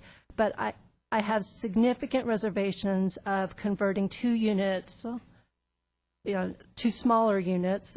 It's a total of 1256 to 1 unit that's going to be the largest on the block at 2708. And we've heard from several young professionals, single professionals, who like the idea of walking to town. It's the new demographic that we're targeting and that we're hoping to move to Los Gatos. And I just feel like this is the exact product type that 2 young professionals would be looking for as they consider Los Gatos their home. And so for that reason, and again, I appreciate your own desires, but I will not be approving the application. Okay, I have a comment as the other member of the General Plan and North 40 Committee. Commissioner Sayak said it better than I could, but we're struggling on North 40 to try to figure out how to create and preserve a variety of housing types that are affordable to different people and that are in different locations. The problem I have with this particular application and why I'm going to support the motion is that the town policies are working at cross purposes. So if we have a house where we say you must keep your secondary unit, but we don't require it to be rented, they buy the house, we don't have a unit anyway. So the question then is, well, if we're going to require preservation of internal units or secondary units or duplexes, but yet we don't require that they be used that way, we don't have a unit anyway. So my difficulty is Mr. Shikari bought the property. He says he's not going to use it. So if I oppose the motion, essentially what am I getting? I haven't really lost a unit. But I absolutely am completely sympathetic with Commissioner Bourgeois and Commissioner Sayak. We have been struggling with this. So the idea of voluntarily agreeing to lose a unit is problematic to me. However, since we don't have one anyway, so my concern would be what we ought to be looking at is if there are these units, and we, as a town, we require a homeowner or a property owner to keep those units, then we ought to require that they be used in a way that makes that the first requirement meaningful. So since it's not meaningful here, I'm going to support the motion. Other discussion or questions? I'm going to call the question. There's been a motion made. Oh, Commissioner Smith, are you anticipating the vote, or are you going to make a comment? I'm just going to make a comment, and that is I'm very familiar with this house, and I'm going to make a comment based on the larger philosophical question which we've introduced here. Whenever this house was converted to these 2 units, I don't think good attention was paid to how it was designed inside. This particular house is deteriorating at a very rapid rate, so I'm glad to see for that neighborhood that something new is going up. And in terms of any time that we convert now, I really think more attention needs to be paid to the design of the conversion. And that's part of the problem that has happened in this unit. I mean, truly, this is a very difficult floor plan. And so I'm just thinking in the future, people who want to convert, and we encourage the conversion, but then we also have to think of these situations. Now it's coming back to us 15 years later, and it's practically inhabitable the way it is. So I just want to make that philosophical comment that we need to be paying more attention to the design of these multi-dwelling units. Thank you. Thank you, Commissioner Smith. Other comments or questions? Commissioner Talsfor. To just tag on to this discussion, because I think it's an important one, and we struggle with it a lot. But I believe in this case, this house was not meant to be, when it was originally built, a duplex. And I think what happened years and years ago, because I bought a house like this that had a second unit in it, and it was put in there by the people because they had the space and they just did it. Big controversy about that years ago. So that is the only reason, is because the intent of this neighborhood and that house, I believe, was for a single house. So that's why I guess I'll support my own motion. That's nice. Okay.